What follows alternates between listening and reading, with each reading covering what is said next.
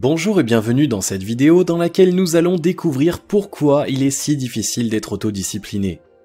Et si nous prenions quelques instants pour nous demander ce que nous aurions été capables d'accomplir si nous avions su donner le meilleur de nous-mêmes en chaque circonstance? Avec quelle force aurait-on réussi les projets qui nous tiennent à cœur? En combien de temps?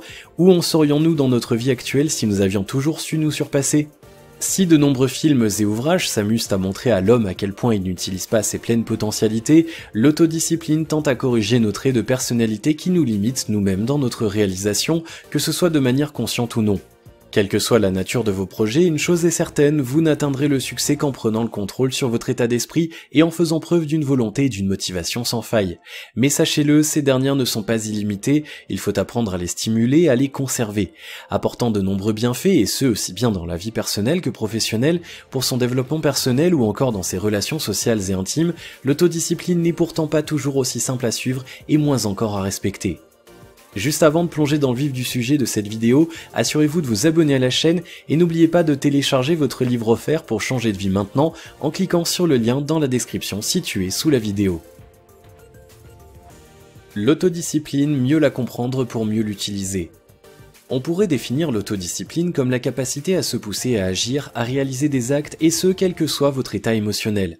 En d'autres termes, grâce à l'autodiscipline appliquée dans son quotidien, on ne se laisse plus dicter par les vagues de découragement dans la réalisation de ses projets, on ne se laisse pas plus submerger par les problèmes que l'on sait surmonter, tout comme on sait dépasser le sentiment de stress, les peurs et les émotions qui nous parasitent. Avec l'autodiscipline, que l'on soit en pleine détresse sentimentale ou au cœur d'un virage dans notre vie, d'une remise en cause profonde, on apprend en réalité à donner le meilleur de nous-mêmes pour aller vers son chemin, pour se réaliser ou encore pour atteindre ses objectifs.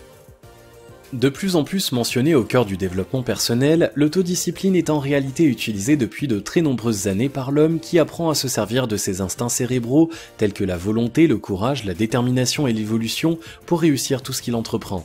Mais attention, il serait réducteur de penser que l'autodiscipline représente simplement le fait de se forcer à faire des choses dont on n'a pas envie, car en réalité ça va bien plus loin que cela.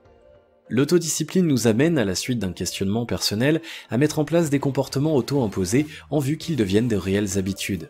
On l'utilise donc par exemple pour réussir au sein de sa carrière, comme ces hommes et ces femmes du monde entier qui s'imposent des routines matinales au service de leur productivité. Mais pas uniquement, l'autodiscipline se répand à tous les aspects de notre vie, du moment qu'il s'agit de nous forcer à aller plus loin, plus vite, pour nous épanouir et de devenir une meilleure version de nous-mêmes, à force de changements devenus des habitudes. Les freins à l'autodiscipline, la culture de l'immédiateté et le manque d'objectifs. L'autodiscipline fait appel à nos schémas de pensée conscients et inconscients que l'on tente de modifier, mais ce sont également nos schémas de pensée et nos croyances limitantes qui nous posent problème et mettent un frein dans la réalisation de nos projets. Car, il faut le reconnaître, l'autodiscipline est bien compliquée, non seulement à mettre en place, mais également à maintenir sur le long terme. Et pour cela, les raisons sont simples, le besoin d'obtenir des résultats tout de suite et le manque d'objectifs définis. Si vous voulez vous dépasser et donner le meilleur de vous-même, vous devez savoir de manière claire et précise le chemin que vous voulez emprunter. Si vous souhaitez par exemple quitter votre job pour ouvrir une entreprise en freelance, vous devez prendre le temps d'affiner votre projet. Quand allez-vous quitter votre travail? Avez-vous toutes les qualifications et ressources requises pour créer votre entreprise? Avez-vous mis en œuvre tous les moyens nécessaires? Avez-vous défini un calendrier? Si vous ne définissez pas de manière claire et également temporelle en vous fixant des dates limites vos objectifs, comment voulez-vous être motivé et savoir quelle direction emprunter et à quel moment? Comment voulez-vous avoir l'énergie et la motivation nécessaires pour changer si vous ne savez pas réellement ce que vous voulez? Enfin, l'un des principaux freins à l'autodiscipline demeure aujourd'hui notre culture de l'immédiateté, car nos modes de consommation et d'information nous amènent à disposer de tout de suite. Nous pouvons passer une commande en ligne et la recevoir le lendemain matin dans notre boîte aux lettres. Cette immédiateté se rapporte désormais à nos ambitions et à nos projets. On souhaite donc ouvrir son entreprise et réaliser des milliers d'euros de chiffre d'affaires en quelques mois à peine, commencer un régime et perdre 2 tailles de pantalon en un mois seulement. Non seulement ces objectifs sont très difficilement accessibles, mais surtout ils ne vous amènent qu'à une chose, vous décourager. L'autodiscipline inclut et donc de sortir de ces schémas de pensée, de savoir et de comprendre que le changement est dépendant du temps, de l'accepter pour en tirer pleinement profit. Remettre en question vos manières de penser ou de vivre ne peut se faire en quelques jours, 1 ou 2 semaines au plus, c'est un processus à entrevoir sur le long terme. Pour rester motivé, sachez donc vous focaliser sur les petits changements qui en annoncent souvent de plus grands à venir. 3 conseils pour réussir grâce à l'autodiscipline. Comme toute chose et toute mentalité, l'autodiscipline est quelque chose qui se travaille. On ne peut du jour au lendemain changer totalement de manière de fonctionner. Il faut donc prendre le temps de tirer le meilleur profit possible de cet état d'esprit pour s'en nourrir et continuer d'avancer. Mais plus encore, l'autodiscipline se travaille et elle s'améliore avec le temps et l'habitude. Ensemble, revenons sur 3 conseils simples à appliquer pour réussir grâce à l'autodiscipline. Numéro 1, commencez par des petits challenges. Vous avez de grands projets pour votre vie et c'est une chance, mais si vous commencez par vous fixer des objectifs accessibles uniquement sur le long terme et qui vous demandent en plus de gros efforts, alors ça risque d'être compliqué.